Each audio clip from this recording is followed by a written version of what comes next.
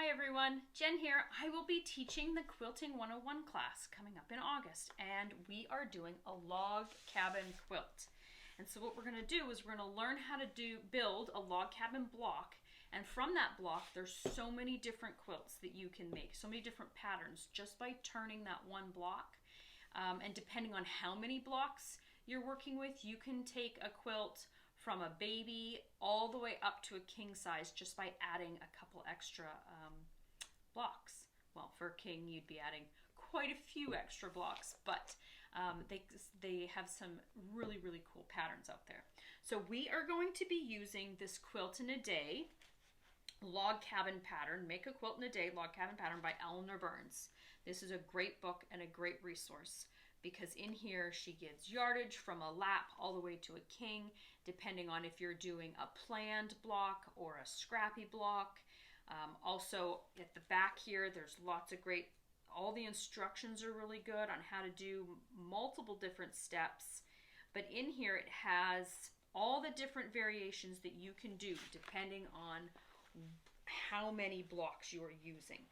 So like this is a 3x3.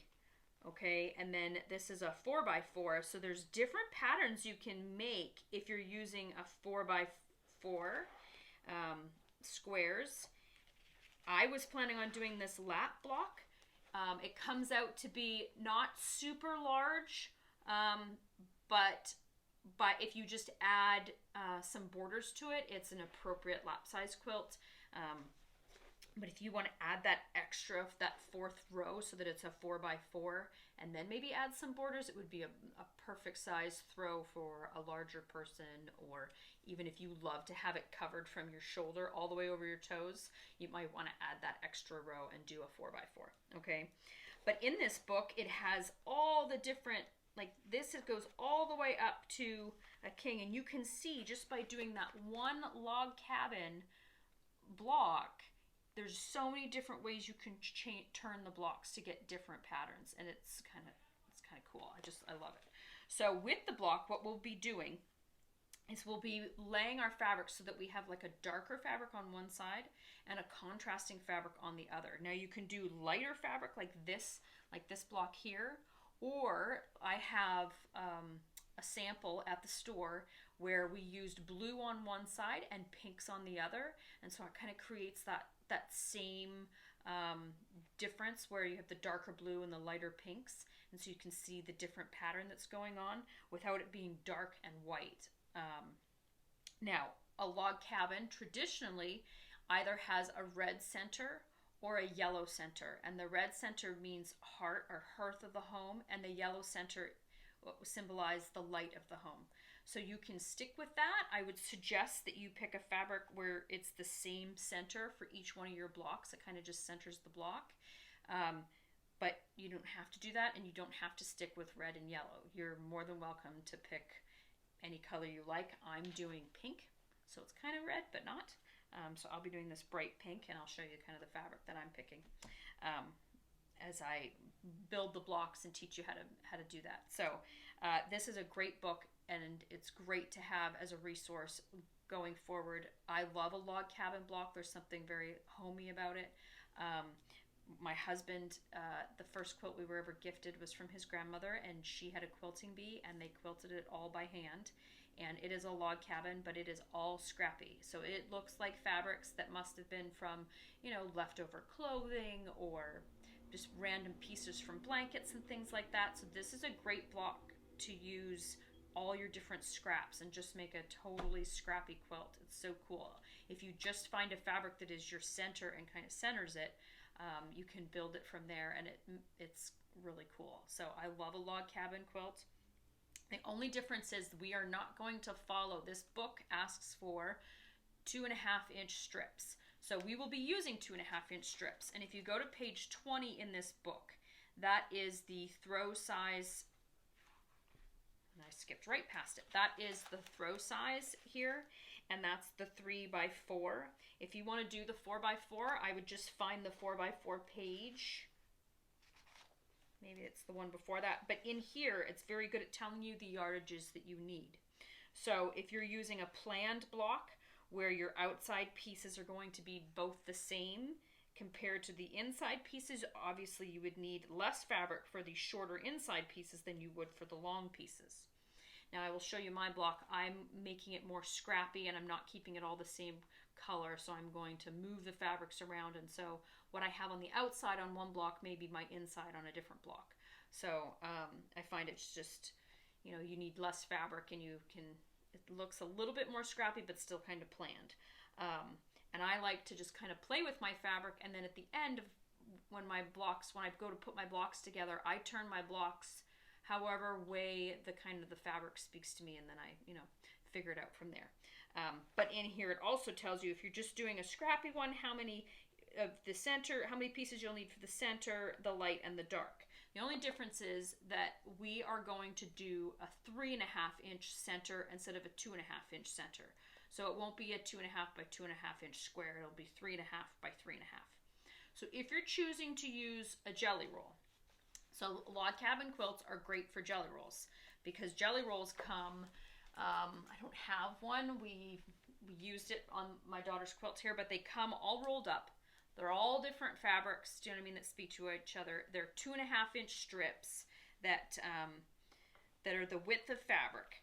And when you open your jelly roll, you can see on the edge like a couple of the different colors. You can't necessarily see all the different patterns, but they came from the designer, and so all of the fabrics kind of talk to each other.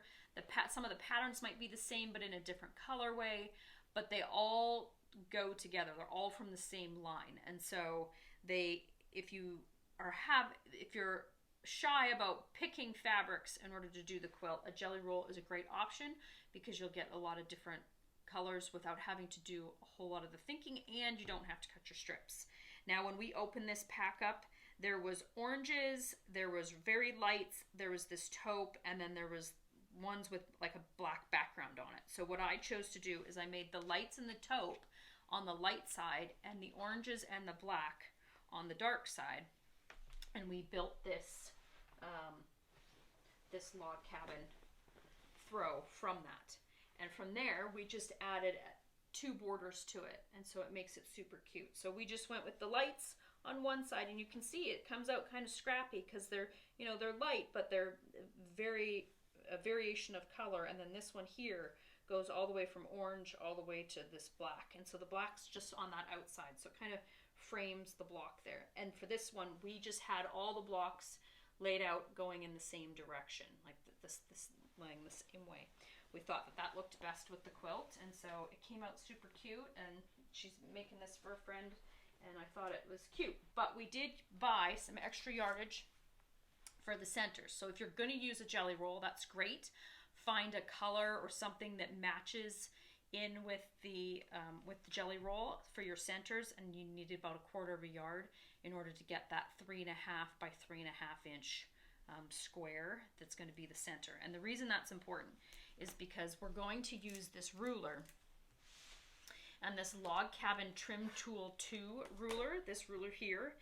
It is a 12 inch large ruler, but you can also do, in the future, you can do a 6 inch log cabin block if you want to, if you have smaller pieces and you wanted to have, even if you were just making a throw but you wanted more blocks so that you could turn them, you would make a smaller block.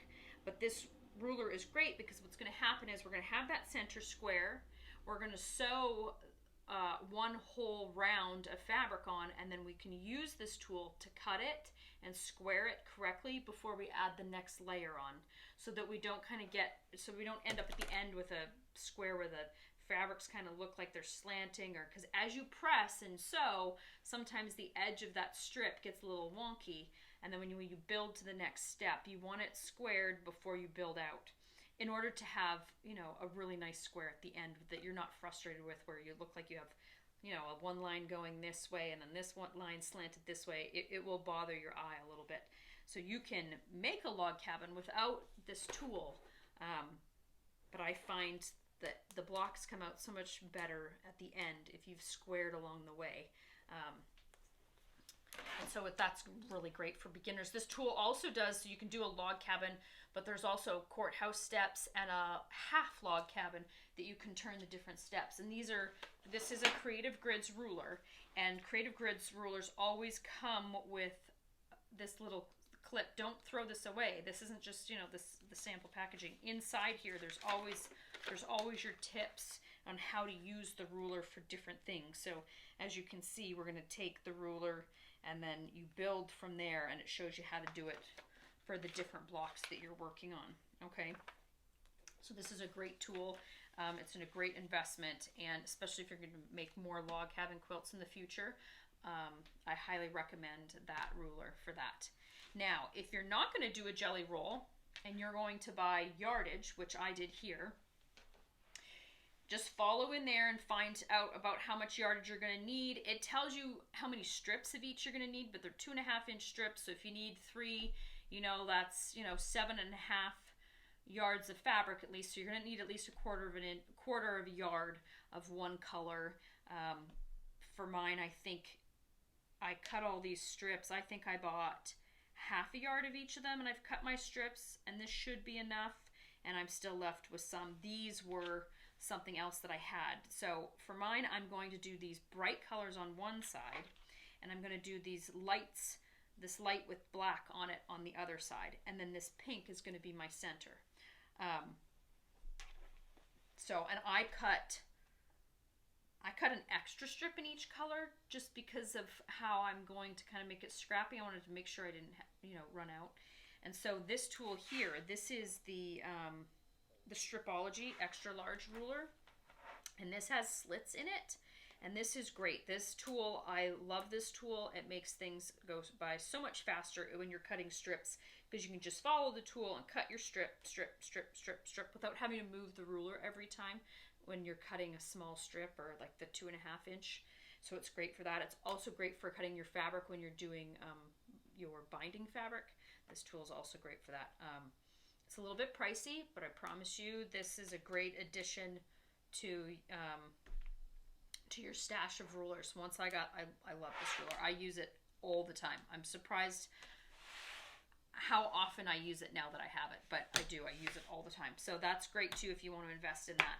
So for this block, I took these darker colors, as you can see, and this is the pink center, and then we're going to have I have these lights on this side, and I'm going to change the position that each one of these lights end up. Like this green on my next block will end up closer to the pink, and then I'll just build it in the same color pattern, but I will just change it as we go through to make the best use of my fabric. But this is the first block that I have completed, and so I hope this helps, guys, so that you can pick up your book, pick up that ruler, that Log Cabin Quilt 2 ruler. I know we definitely ordered a whole bunch of those rulers and those books. They should be in the store. So please go check it out and pick that up, because that will tell you how much yardage you need. So if you don't want to think about the yardage, I suggest you buy one of those jelly rolls. They're 2.5-inch strips, and I think you get about 40, 42. That will do almost up to a twin size quilt. And if not, if you want to pick yardage, my suggestion is that you find a fabric when you go into the store. Pick a fabric that you really, really love. Like, there's so many fabrics in the store, and so you can get a little overwhelmed. Even I get overwhelmed sometimes if I have to build a quilt. If I'm making a quilt for somebody else, I don't usually let them pick all the fabric. I ask them what their favorite color is, and from there I build it. I will pick a fabric that like one fabric that I really love, and from that fabric, depending on what's in it, if there's flowers or different things, there's usually different variations of color in it, and I build the color off of that. And so you can do that with it, and if there's one that you love, that's the one that's going to speak to you. And if you love it when you see it in the bolt, you're going to love it in the quilt. And so what I do is I take that one fabric and then I build from there. So if maybe there's an orange fleck in it, or there's pinks and there's purples. Where's a fabric that I love? So for example, this fabric, I love this fabric. And do you see how it has all these different colors in it? So if I was just drawn to this fabric, I'd say, oh, I can pick one that has these pinks in it and this teal, maybe a little bit of this orange, and kind of build from there. Or I just love this blue and I'm going to stick with blue, and all my blues will have, you know, different color variations in them. It's kind of up to you. That's where the kind of the creativeness comes from in picking the fabric. What I would suggest, though, if there is one that you truly love, one fabric that you truly love, don't get so caught up in, maybe you don't like the pattern in this yellow, but it matches perfectly with the yellow that's in the quilt.